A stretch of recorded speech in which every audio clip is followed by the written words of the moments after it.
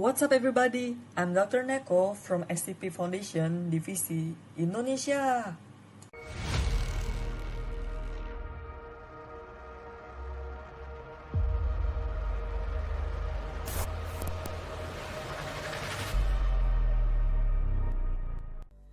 Guys, minggu lalu kita udah bahas nih tentang apa itu SCP Foundation. Sekarang kita mau kenal lebih lanjut nih tentang objek-objek SCP-nya. Karena kan ada pepatah yang bilang kalau kita nggak kenal pasti kita nggak bakal sayang. Jadi biar kita makin sayang dengan para SCP-SCP-nya, yuk kita kenalan dengan mereka. Sekarang objek-objek SCP itu udah ada banyak banget nih. Di komunitas SCP sekarang udah ada sekitar 7.000 objek SCP yang ditulis oleh para orang-orang di komunitas. Waduh, banyak banget ini.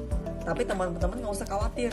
Supaya nggak bingung, kita mulai dari objek-objek SCP yang paling mainstream dulu.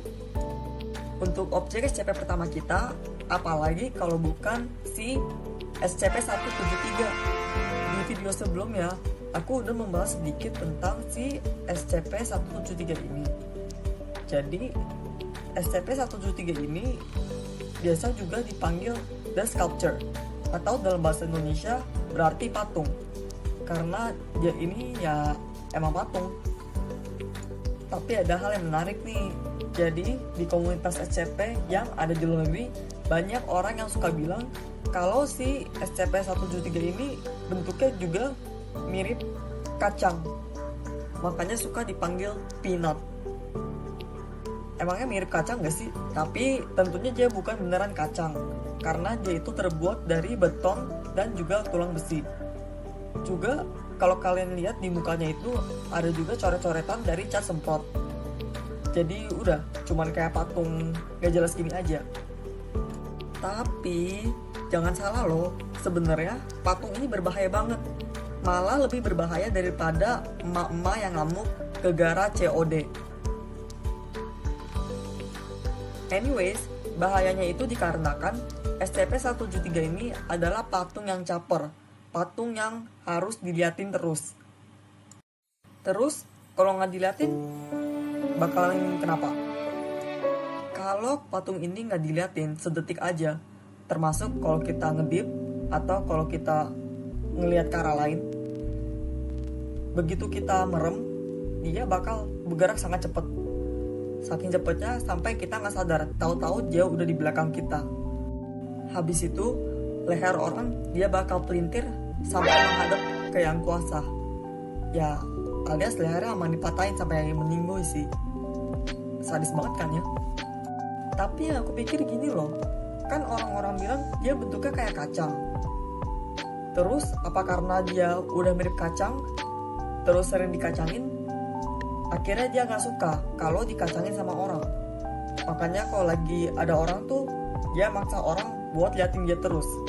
Kalau enggak ya dia ngambeknya matahin leher orang. Enggak gitu juga kali ya konsepnya. Jadi gimana dong cara ngadepin si patung ini?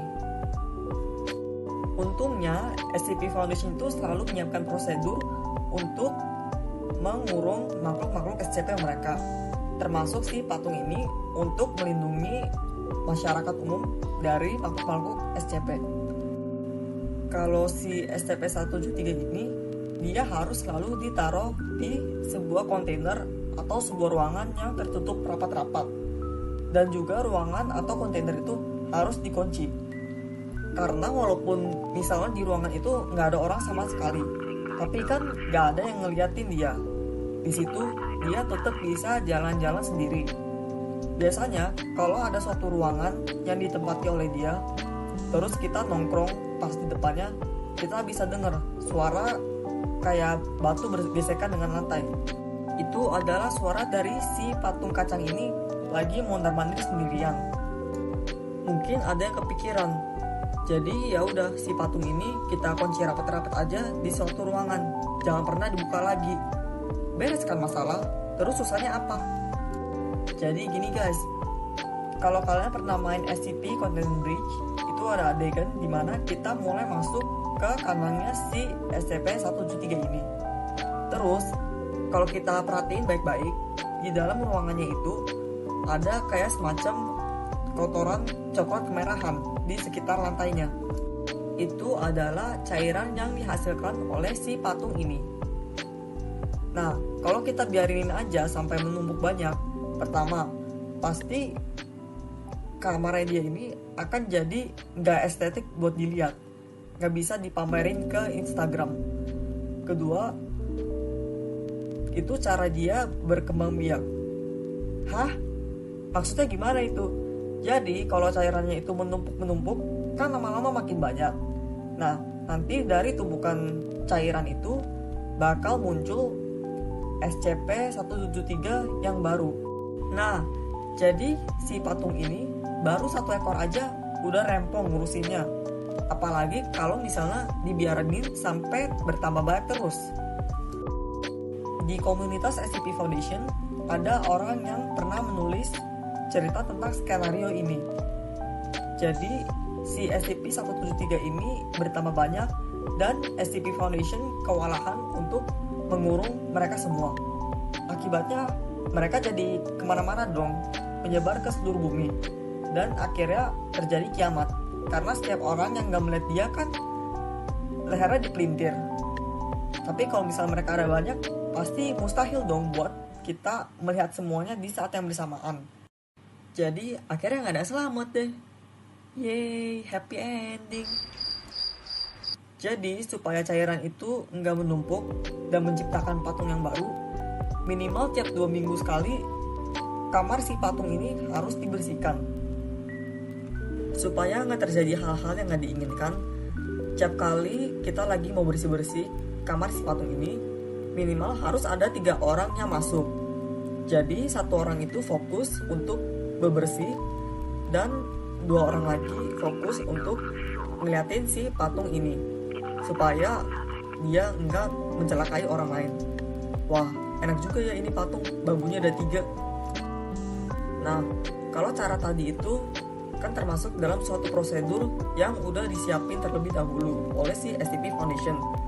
Terus kalau misalnya terjadi containment breach, terus kita lagi sendirian nih, tahu-tahu Apes ketemu sama dia, kita harus ngapain nih? Nah, kalau ini adalah cara yang aku pakai untuk hadapin si kacang ini.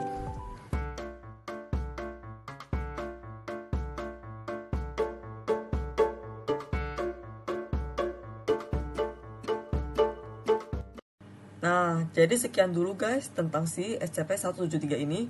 Nanti kalau ada info tambahan bakal aku tambahin di video-video berikutnya. Kalau kalian ada yang kepo, ini dari tadi gambar apaan sih di background video ini? Jadi ini aku lagi coba bikin sendiri desain si SCP-173 ini, tapi menurut interpretasi aku sendiri. Mungkin kalian ada yang bingung, kenapa nggak pakai desain yang original aja, yang udah ada? Ngapain dibikin desain-desain baru lagi? Kan repot banget. Di video sebelumnya, aku udah ceritain kalau desain pertama si SCP-173 ini sebenarnya nyolong dari foto karya seninya si Izumi Kato. Tentunya sebagai pencipta originalnya, si Izumi Kato nggak seneng waktu para orang-orang di komunitas SCP sembarangan pakai foto karyanya dia itu untuk dijadiin bahan-bahan cerita gitu. Jadi ini adalah salah satu surat dari Izumi Kato yang dikirim ke salah satu staff dari komunitas SCP. Supaya kita nggak bingung nih, kita bedain aja si SCP-173 ini dengan patung yang dibikin oleh Izumi Kato yang berjudul Untitled 2004. Jadi kita sebutnya Untitled aja ya untuk patung yang dibikin oleh Izumi Kato. Intinya si Izumi Kato itu memang keberatan kalau foto si Untitled ini dijadiin konsep SCP-173. Tapi dia masih memberi keringanan supaya foto si Untitled ini bisa dipakai asalkan penggunanya itu hanya untuk secondary use. Ini boleh dipakai, tapi nggak boleh untuk tujuan komersial berhubungan dengan si SCP-173 ini. Jadi kalau misalnya kalian mau bikin fan art buat iseng-iseng aja, itu nggak apa-apa kalau kalian gambarnya pakai desain si Untitled. Tapi kalau misalnya kalian mau bikin game SCP baru, apalagi kalau misalnya game yang kalian bikin itu tujuannya komersial untuk game berbayar, kalian sama sekali nggak boleh pakai desain si Untitled. Itu bisa kena copyright sama si Izumi Kato. Kalau dilihat dari situasi ini sih, kayaknya si Izumi Kato juga menanganinya dengan kepala dingin sih ya. Nggak langsung nyari ribut, nggak langsung main tuntutan. Cuman kayak negur doang dan ujung-ujungnya juga ngasih keringanan. Bisa jadi karena itu orang-orang di komunitas SCP juga lebih menghargai dia. Dan akhirnya kalau kita lihat fan art si SCP-173 ini, sekarang udah mulai banyak orang yang mencoba bikin versi mereka sendiri-sendiri supaya nggak sama dengan desain si Untitled yang dibikin oleh Izumi Kato. Jadi itu dulu guys, terima kasih buat dengerin tentang si SCP-173 ini. Nanti di video berikutnya kita bakalan bahas tentang objek-objek SCP lainnya yang gak kalah serunya. Sampai nanti, bye-bye.